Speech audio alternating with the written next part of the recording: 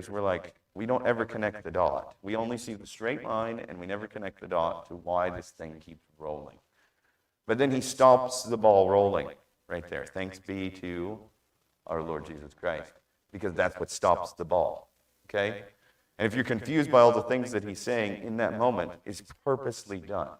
It's purposely done for you to recognize the pattern, because intelligence, right? Intelligence is not how fancy the words that I speak are. That's not what intelligence is. Intelligence is the ability to recognize patterns and how they operate. So let's go back through verse by verse, and I'll start with verse 7, because that's where he begins the argument of where law and sin is in our lives and how we need to recognize it. Because remember what this book is about. What is this book about? What word does Paul repeat more than any other word in this? Righteousness. Good. You guys are such a good class. Okay, I think after 13 weeks, right? And we're in Romans chapter 7. 13 weeks, and we're in Romans chapter 7. I'm hoping to drive that point home. And if you heard anything, listen to the words Paul has to say and not mine, because he wrote this originally. I'm just trying to untangle it for us Western thinkers, okay? Because Paul was not a Western thinker. Despite what you may think, Paul brags about how Jewish he was, right? So you think the rabbinical teaching tools that they had at the time, you think, how did he teach? You think he was a Greek teacher or more of a rabbi? You know, I'd lean this way. I mean, he could argue with the rabbi. He could argue with the Greek teachers, but he was trained as a rabbi. And the way rabbis teach is really interesting. There's a joke that goes like this. There's some students of a rabbi, and they come to the rabbi and they say, "Rabbi, why do you always answer our questions with another question?"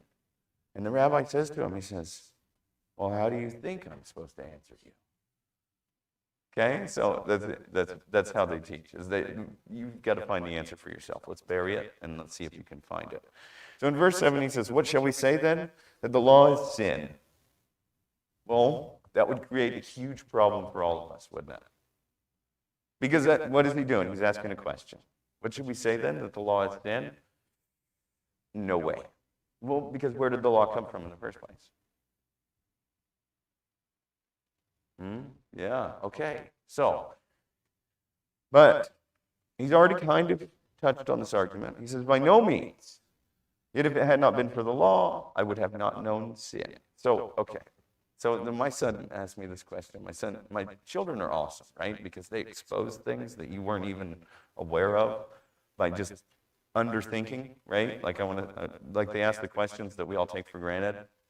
They ask the questions that they all take for granted. Say, "Dad, why would you make so many rules if you knew I couldn't even follow them in the first place?" You know, have you ever heard, anyone heard that question before from your children? It's a really good question. It's a really good question. So, Dad, why would you make all those rules if you knew I wasn't going to follow them in the first place? Well, son, okay, this was my response to my son. Okay, this is just a personal story. Sometimes personal stories in our own lives can feather out the things that are confusing in our adult lives. So my son asked me that question. I said, "I'll have to think about it." So I spent an entire week thinking about this question. I expect him to follow the rules, but I know he can't follow the rules. And the answer I came up with after like a week of study and just reading through all the places where God's people couldn't follow the rules, where Paul himself said he couldn't follow the rules. After a week of study, I came up with this answer. Why is it that you say you can't follow the rules? And then he comes back and says, "Dad, that's so not fair. That's not fair." And I said, "Well, listen, if you fail at doing a task that I gave you or a rule that you were supposed to follow, who are you supposed to come to in order that you may follow the rule? Who would you ask? Dad, I couldn't figure out how to put the tire back on the car. If I give him the instructions," and this is how I explained it to my son. Okay, I'm just pretending like you guys are my son, okay? If I gave you the instructions in order to put a tire on the car, and I knew you couldn't pick up the tire in the first place, I knew that, you know that, but you go and try, and then you come back and you ask me, what is it? Did you follow the instructions?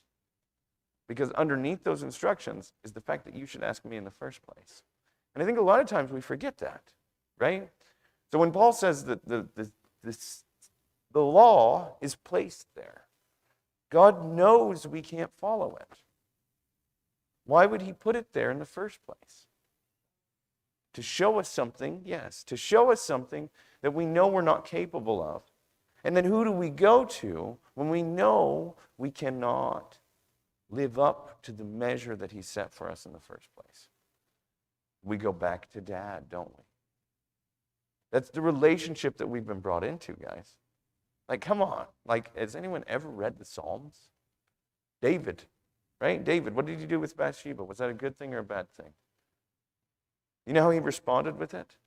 Blessed is the man whose sins are forgiven.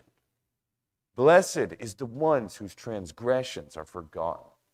Blessed is the one whose iniquities are not written down. Because David was a man after God's heart, wasn't he? You guys all know that, right? Does everybody know that? Are we all in agreement? David was a man after God's heart. How did he seek after God? Because what did he do? Was the first thing, woe is me, how terrible of a person I am. I need to go cry in the corner. Somebody have pity on me? No. He knew who he sinned against, because in the psalm he says, I sinned against you only. You only, God. Because that's what we do when we make wreckage of the relationships of our lives, isn't it? Who is it that we actually sin against? When we tell our children, when we ask them, now, would I be a good father? Now I'm preaching a little bit. I hope you guys are all right. You with me still? Would I be a good father if I gave rules to my son and he came to me and he said, Dad, I can't do the thing that you're asking me to do? Or my daughter. That's superfluous, right? So if I gave those rules or instructions to my kids and they came to me and they said, Dad, I can't do this. I need your help. And I go with them and I show them how they're supposed to do it. Now, would I be a good dad if they came to me and they said, Dad, I can't do this? Would I love my children if when they came to me, they said, Dad, I can't do this? If I said, you better figure out a way to do it. Would I be a good dad then? I don't think so. Because what is it? I mean, the biggest book in your entire Bible is Psalms on people who have failed to do the things that God have asked them to do. Where have we gone wrong? What have we done? The judgment, right? Paul's already kind of touched on this one. He'll end the argument a little bit later, like he's done with sin and the law. Judgment and the law both act as mirrors that we project out onto other people. Like we say, look at your failure to follow this rule and how terrible it is, and you're such a terrible human being. And the only reason I would ever say that to someone else is because I know inside of me that I'm capable or I am doing the same thing. Right? Amen? Because that's what we do. We project out. And we try because it's uncomfortable. Because when we move into relationship, when you get really close to somebody else, and I find this with my wife and my children, and I'm still learning too, guys, right? I'm a child too. God never calls us adults. He doesn't call us his grown adult children, does he? No, unfortunately. I mean, Abraham was 80 years old, and he still called him a child of God, right? So I don't know. Anybody 80 in the room? Still a child. You guys are all under 80? Everybody under? How about 100? Are you under 100 years old? Okay, well, I know I'm going to get in trouble in the back. She's going to throw vegetables at me at the end here. But under 100 years old, Abraham still called himself a child of God, right? And God called Abraham his friend. Okay? Because that's what we all are. We're all learning. We're all in the process of learning. And a lot of times what we want to do is we want to project out because it makes us feel better about who we are. And we want to feel better about who we are. Because really, when we spend enough time in that mirror and we start measuring the person that we are we like, yeah, I am such an awesome person, right? And then walk out the door and change the world? Do we do that? I don't think so. I spent a lot of time looking in the mirror this morning from about midnight to now. But I was looking in the mirror a little bit differently because there were some things I realized, about myself. And that I'll finish that later. Anyway,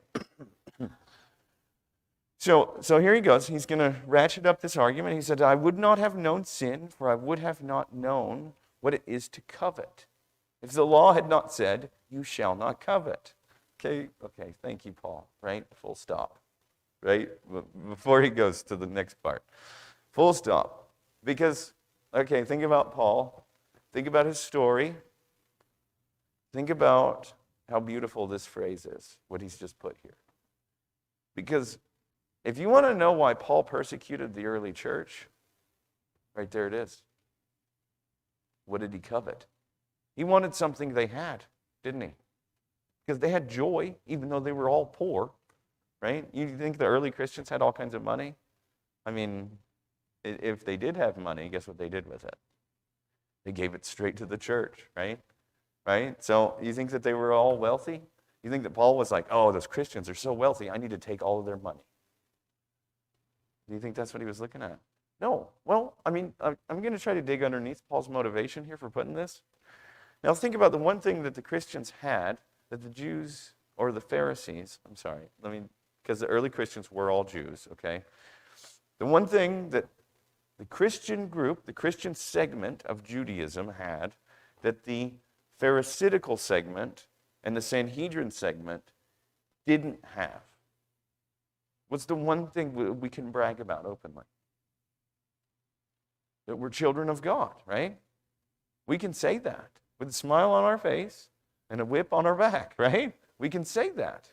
We can say that. We can go through unmeasurable amount of persecution as long as we put our hope in God. Okay? Now, the Pharisees and the Sanhedrin, what are they pursuing after? What is it they want to do? Why are they searching the law so intently in the first place?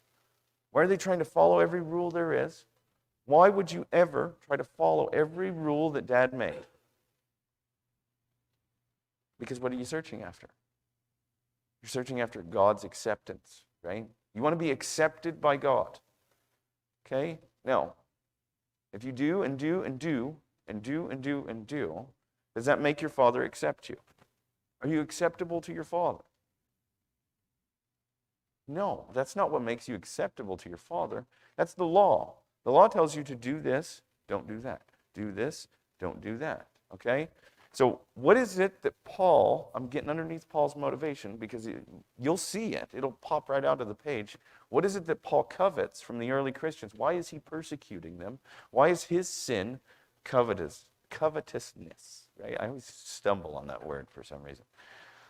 Why is his sin this jealousy? Why is he so jealous? What is he jealous of? Because these Christians are accepted by God.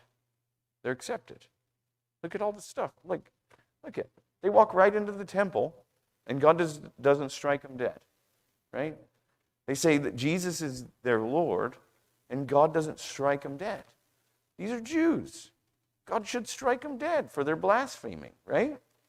So Paul in his covetousness, or his, I'm working on it, I'm getting better though, right? Paul in his covetousness, what does he do?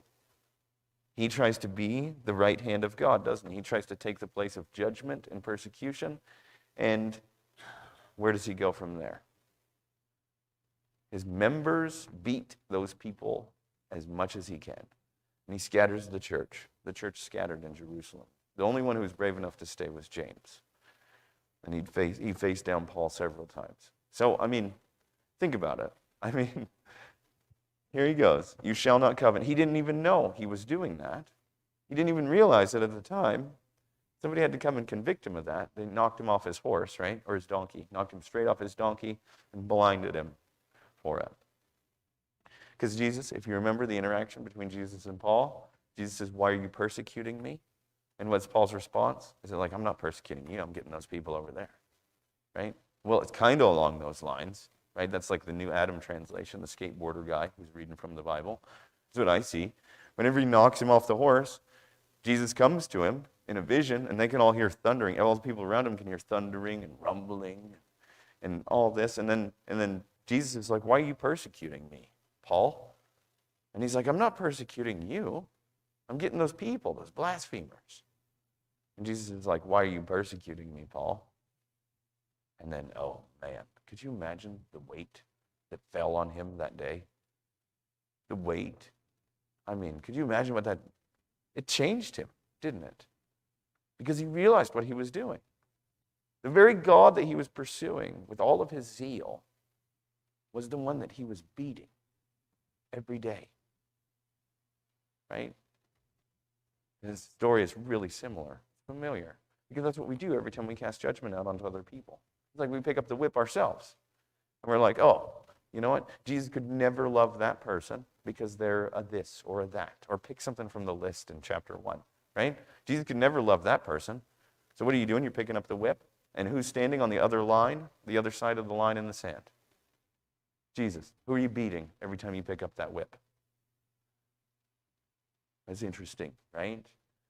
It's interesting to really sit and think about it. We project our judgment out onto people who are just a bunch of children in the world trying to find their dad in every way that they possibly can. But sin, seizing an opportunity through the commandment, produced in me all kinds of covetousness. Now, does that not just pop off the page? Do you see how what is in Paul's head underneath that? Because he realized what he did to those people. He knows. He has memories of them stoning a child to death because he was feeding widows and orphans. You guys remember Stephen, right? Stephen, why'd they stone him to death? Because he was feeding widows and orphans. He stood out. He was different because he didn't just feed the widows and orphans of those people. He cared about those widows and orphans too. And when he's going out and feeding them, they catch him off guard. Here's one of those Christian guys. We got him. He's isolated. We can get him, right? Now the wolves descend on him. And Paul's a young man too at that point. So he's like, here, let me hold your coats and watch. He remembers that. He knows it. What did he covet? The acceptance of God or the acceptance of his Pharisee friends? That's the question that Paul lives with his entire life because he made one wrong decision. The law, okay, seizing an opportunity through the commandment produced in me all kinds of covetousness. Can you see where that comes from inside of Paul's heart? Where he knows what kind of person he is? Because as he's writing this letter, do you think he's thinking about the words that he's writing? And as he's thinking about the words he's writing, and he projects these things out, do you think that Paul maybe realizes that he already talked about how judgment was like a mirror, right? Because the letter is going to take a turn. It's going to take a turn, and he's going to realize something that's more valuable in here. That now you've got to think about how crazy Paul's story is. He's one of the first persecutors of the church. And now, what has he done? He's opened more churches than anybody. Now, when he thinks about his story and he looks back on it, what's the part that he kind of dwells on? It's not the part of how many churches he started and how awesome he is every time he looks in the mirror. It's part of the things that he did before he entered the church. The old man that he was. That sin seized the members of who he was. Right? Like literally, I don't like to use that term literally, but you can almost feel his pain and anguish as he talks about his members and how they're given over to sin in this and the things that he's remembered from his past. So he says, the very commandment that promised life proved to be death to me. Now, how is that so? Well, that's interesting. You have to know Paul, don't you? Because he was a Pharisee. He knew the law.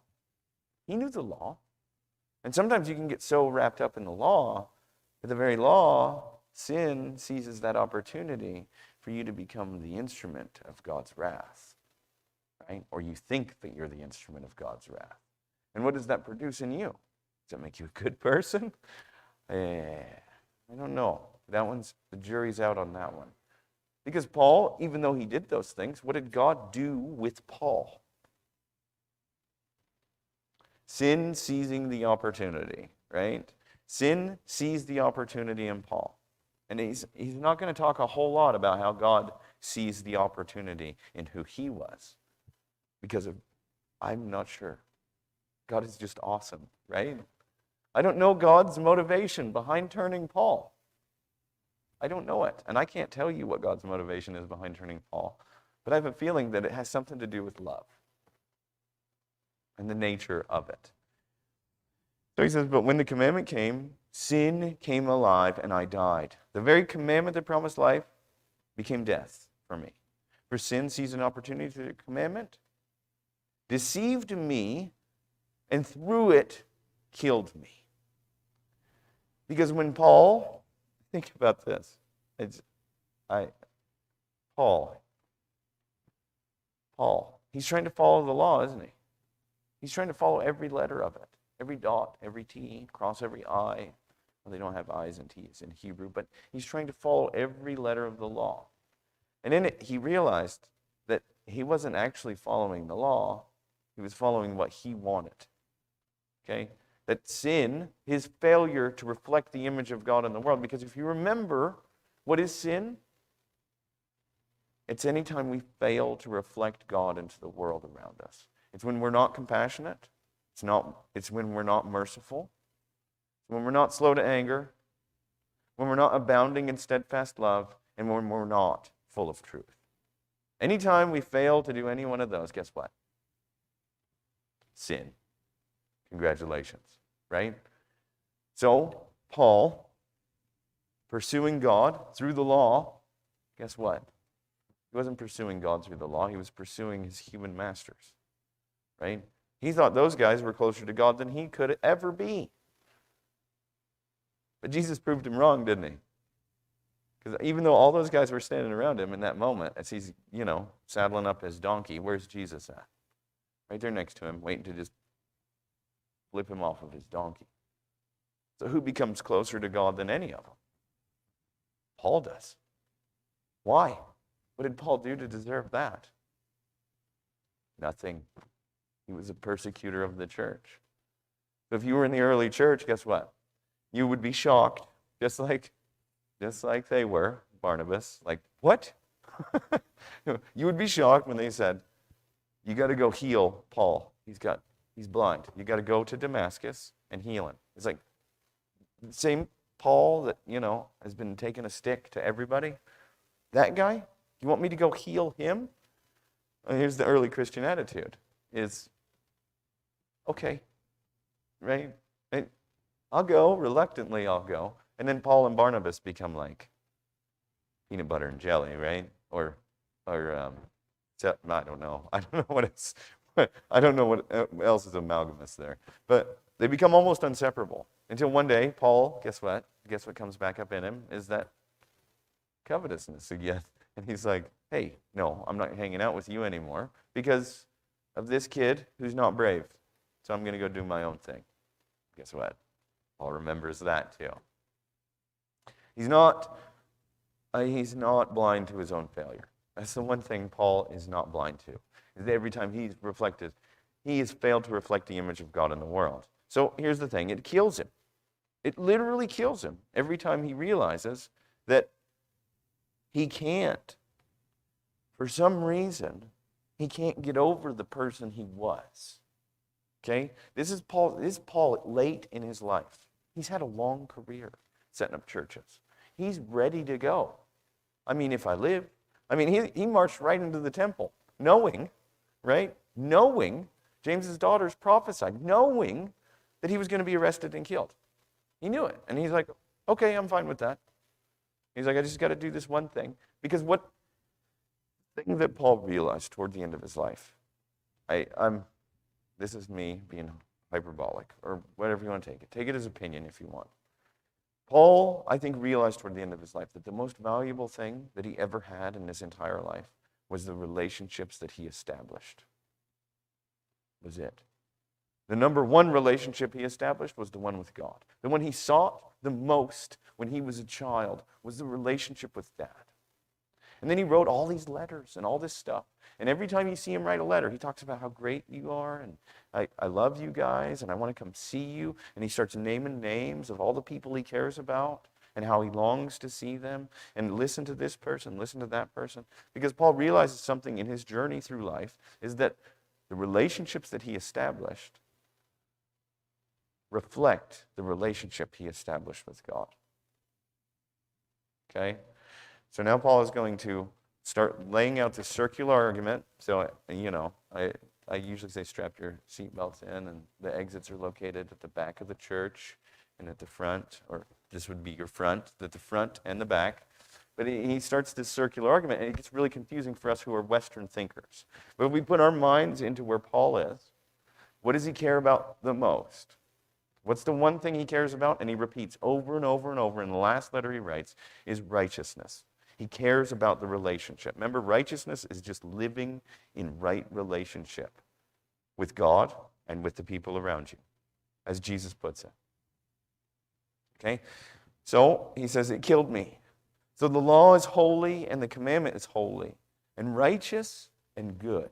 Because why did God put the commandment there in the first place? What's the most valuable thing to Paul? Well, what's the most valuable thing to God? Because as he moves closer to God, he realizes something. That the community is the thing that has value, not the things that are in the community. Okay? You guys got it? Okay? So here we go. He says, did that which is good then bring me to death? Question mark. Could the thing that is good bring me to death? Well, by no means. It was sin producing death in me through what is good, in order that sin might be shown to be sin. Okay? Now, here's Paul beginning of his argument. Okay? And this argument reminds me a lot of the book of Esther. How many people like the book of Esther? Okay, everybody raise your hands. That's good. The book of Esther is so good. You know why the book of Esther is so good? Because it reveals the way that God operates. It does. It absolutely reveals the way God operates. The same thing happens in Pharaoh's story and everything else. And God doesn't have to destroy evil. Did you know that? He doesn't have to. It's self-destructive. It's the rotten apple that eats itself. Right? You know what the beautiful part of the book of Esther is? Is that all the people who wanted to destroy God's people, right? All of them who wanted to kill them and wipe them off the face of the earth, completely wipe them out. Guess what? King makes a decree. You can wipe out all the people that you want to. Now he can't go back on his word. So how do you fix this solution? Well, guess what? The people of God get to defend themselves. So in one night, all the enemies of God and God's people, guess what they do? They reveal themselves. And guess what happens? The Jews defend themselves. You see how God destroys evil? Let it come out, and then we'll cut it off. Right? Because that's what happens. That's how Paul is starting this argument. It reminds me a lot of the book of Esther and the culmination of it. So he says, could the decree of the king then bring death to me? By no means. It was sin producing death in me through what is good. So I think of Esther all the time when that happens, because it's like all these people want to destroy and wipe them out, and guess what? Because they've shown their hand, they've exposed themselves. So that's what he's saying. When Paul makes the argument, I'm dead to sin, and the law has no power over me anymore, what he's saying is that the law did its purpose. It revealed in me the things that needed to be destroyed. That's its place. The law, now this comes from a guy who was a teacher of the law. Did you guys know that? Pharisees were teachers of the law. They understood it back and forth. They could recite it word for word. They could scribe it dot for dot. They could draw it line by line. And here's what Paul gets from the law, is that it was placed there so that the terrible things inside of me could come to the surface. It forced them out of me. Does the good thing, does that make the law good? Absolutely. Right? But what he's not doing is a linear argument. And he wants you to understand that. He's not doing a linear argument because this is what happens. This is the cycle that we all step onto. Paul knows it. He cares about all of us, right? He's already said that in the beginning of the chapter. Even though he wrote this to the Romans, we're part of the church. So he says, for what we know, the law is spiritual, but I am of the flesh, sold under sin. For I do not understand my own actions. For I do not do what I want, but I do the very thing I hate. Can anyone identify with that? It's that the longest journey in a man's life is the 18 inches from here to here. You know why? Yeah, well, it's the longest journey. Because we think we're doing the right thing, and then our heart tells us something else. The motivations always come from the heart, right? Our motivations always come from that place.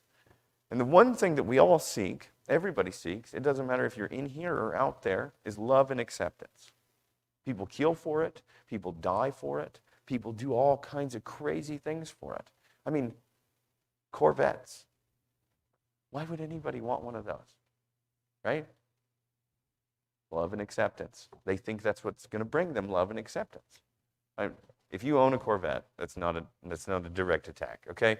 But you think about it. Somebody develops a machine that goes so fast that, where can you drive something that fast? It's irrational. The only reason you'd want it is a desire out of your heart in the first place.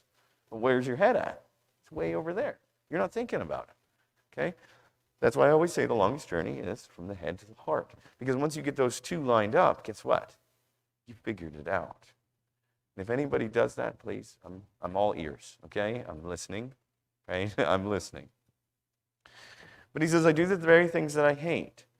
Now, if I do what I do not want, I agree with the law that it is good. Okay, so if you didn't get the part before, that the law is meant to kind of draw those things out. Think of it like salt or expose. Yes, good, thank you. Expose. If the law wasn't there to expose the things that are way wrong with me, not there to expose the things that's way wrong with them, right? With me, is it a good thing? Yeah, because that's what he just said, right? He said, so if I do what I do not want to do, it's a good thing. So now it is no longer I who do it, but sin that dwells within me. For I know that nothing good dwells in me. That is, in my flesh. Because what is it? Now, when he uses this word flesh, okay, now, I know that some of you may know what this means already. But when he uses this word flesh, he's using the Greek word, which means like animal, carneia, okay? Carneia means like to be animal. Like if I was to say animal in English, if I was to say animal in Greek, it would be the same word. We translate it as flesh, and I don't know why. I still haven't figured that out. If you guys figure that out, why we translate it as flesh instead of animal, maybe it just makes more sense. But the animal inside of me, right? If it works, then it works. He says, sin that dwells within me, for I know nothing good dwells within me, that is in my animal. It doesn't really make sense. It doesn't fit there. But think of animal nature, the nature of an animal. Now you think of the nature of an animal and how an animal acts. Does an animal act like a person? Well, I mean, you can, it's called anamorphizing, when you take and you give human attributes to an animal, but people are different. Somehow we don't eat our children, but it's perfectly fine for a panda to do it. You know, wolves, lions will tear apart a gazelle, and it's like, it's okay. But if you were to just walk down the street and be like, hey, there's a gazelle, and tear it into 100 pieces, people would be like, well, there's something wrong with that guy. Because humans we're different. But what is it that makes humans different from animals? Well, it says in Genesis, right? It's the breath of God. The breath of God is in us. So we're like a hybrid kind of creature. Clay and God breathed into us. So what is it that separates humans from the animals? We're supposed to rule over the animals. We're not supposed to be like beasts of the field. Okay? When we do become like beasts of the field, we act and do things like Nebuchadnezzar. Look at all that I have built and the things that I have done. It's self-centered. It's centered around oneself, okay? So when Paul makes this argument about flesh, a lot of times we see flesh and we think like skin and bone. When Paul says flesh, he thinks like animal. He thinks animal nature. He's thinking like selfish. All of a sudden it's become okay to just tear gazelles apart in the middle of the street or set Christians on fire, right? That's animal nature. Is it okay to set Christians on fire in the street? If you're an animal, right? If those people are a threat to you and your tribe and you're an animal, it's fine. But if you're human, it's different. Is it all right to set anyone on fire? I mean, we have morality. That's the difference, okay? That's a long way of me saying that you have a moral nature and you have an animal nature. And that's what Paul's making reference to. He says, sin is alive in the animal nature that I have. Every time I have the desire to do something that's going to be for me, guess how I'm acting? Yeah, okay? I don't have to express that because you guys should know it already. Every time I have the desire to act in a way that's going to be in my own best interest and not in the interest of the people around me or my greater community, guess what? I'm acting like an animal, living in the flesh, okay? But the law of God, he's already mentioned it, is different because it's spiritual, right? Another thing that animals don't do, you guys you can argue with me afterwards, but there's some rabble going on out there, and it's starting to distract me. Another thing animals don't do that humans do is what we're doing right now. You know what animals don't do? You don't ever see them like sitting in a group and just listening to another animal talk, right? That doesn't happen. Even wolves don't do that, and they're one of the best communicators. Whales don't do that, and they're really close communicators. But I would say that whales don't develop ideas and pass on information like humans do. And every time you see spirit in the Bible, right? Every time you see spirit in the Bible, you can do that little exercise where you can blow into your hand and you can feel your spirit. You know that? You can blow into your hand and you can feel your spirit. Because what is it that we speak with? The very breath that comes out of our lungs. What is it that makes us separate from the animals? It's the breath in our lungs. So where do we give it? Where do we put it? In the right places. Because if we think spiritually, right, we think with our breath and the things that we say, our head and our heart start to line up in the right way. That was poetic. I didn't even mean for that to be poetic. But if we rely on our animal nature to get us the stuff that we need in life, guess what we end up living like? Animals. You can see it in the streets, in the big cities. I mean, last year, there's Exhibit A. Do I need to say any more? Watch what people do. Watch what people do who don't have a spirit.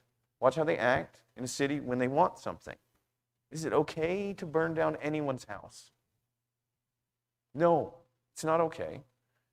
Does it matter what your motivation is behind burning down their house? No. Is it okay to take someone else's life? No. Does it matter the motivation behind taking someone else's life? No. We've obscured the truth so much. We've obscured it so much that now we spend so much time trying to justify the people that we think that we're supposed to agree with rather than agreeing with the God who justifies people. Don't we? We do. We watch a police officer do something terrible on TV and we're like, well, under the law and this and that. And then we're like, we try to justify it, don't we? We try to vindicate it and justify it. But when is it okay? Because who is it that breathes life into every human being that we know? God. So who has the right to take away the life of any human being? Not me, not the police officer, not the person who's rioting in the middle of the street. If I have to justify those things, guess where I'm at? I am handing my coat over, and I'm thinking for me and myself and my own tribe. I'm handing my coat over and going to pick up a rock if I have to justify anything. Because Paul's already made that argument. Where does justification come from in the first place? From Jesus, from our Lord, who justifies us. Okay? So I'm saying we're not the ones who are supposed to be picking up the rocks. We're supposed to be living in right relationship. And we shouldn't care about, well, I mean, I'm not going to say we shouldn't care about who picks up rocks, because God cares about those people. And he doesn't want them picking up rocks, because he's the only one who gets to judge righteously. That's what Paul's already said. So here's the thing, I have the desire to do what's right. I know in my heart I have the desire to do what's right, but not the ability to carry it out. For I do not do the good I want, but the evil I do not want is what I keep on doing. Now, if I do what I do not want, it is no longer I who do it, but sin that dwells within me. Interesting. Because that's where we fail, is we don't recognize the beast that's fighting us all the time. We're in war all the time. That's it. Congratulations. The moment you decided to follow Jesus, you began a war with yourself and with the world. Because God, the people outside there, outside, they have the best enemy in the world. Did you know that? God, because he's forgiving. He's forgiving, he's generous, he's merciful, he's slow to anger, abounding in steadfast love and truth. He's the best enemy to have because he loves you. Now, the moment you step on his side and you say, you know what, I'm going to stand up for the people that the world would deem as irredeemable. And I'm going to do the things that the world says are crazy. The moment you step on God's side, you stand up for the widows and the orphans. Guess what? You've just now taken on the worst enemy that anyone could ever have. Because all the character attributes that God has, the world is the opposite of. Compassionless, merciless, always angry. I mean, think about it. That's the life we were called into, right? That's the life we were called into. Not the life of picking up rocks and justifying people who have done terrible things. Because God's the one who justifies the people who do terrible things. I mean, you think about Paul and the things he did. He was like a religious cop, stoning people because they were different, because they weren't following the rules that he thought were supposed to be followed. And then here he is, and he finds himself in this conundrum where he does the things he doesn't want to, but he realizes, he knows something valuable in this, and he knows where it stops. And I'll leave you with that, because that's where he ends. That's where the chalk stops the wheel. Thanks be to our Lord Jesus Christ. Because life will continue on that cycle, where you keep on picking up rocks and throwing them at people, because you think that you're right. But the whole time that you're throwing rocks at people, you don't realize who you're actually throwing them at. Because who's standing on the other on the other side of the line in the sand? Where is Jesus when the Pharisees pick up the rocks? Is he standing on their side holding their coats, or is he standing next to her?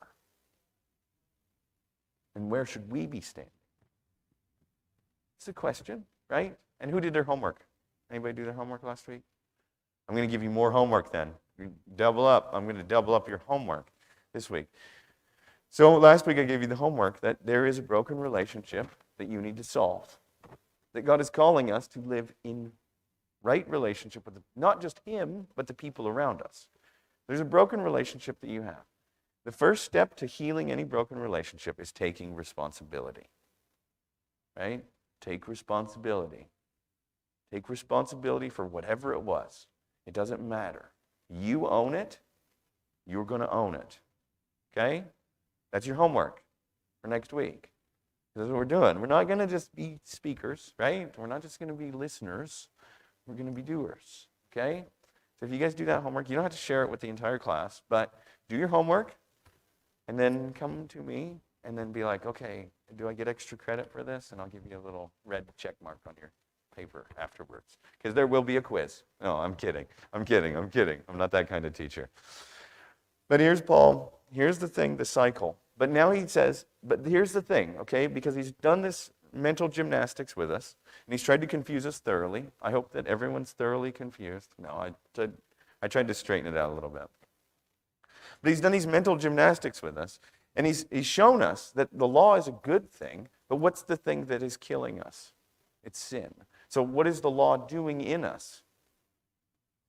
It's exposing it, right? And if it's exposed, guess what? We know what to change. And knowing is half the battle, right? And I always say this, knowledge is just the facts. Understanding is why the facts matter. And wisdom is applying those facts in your life. The wisdom and understanding.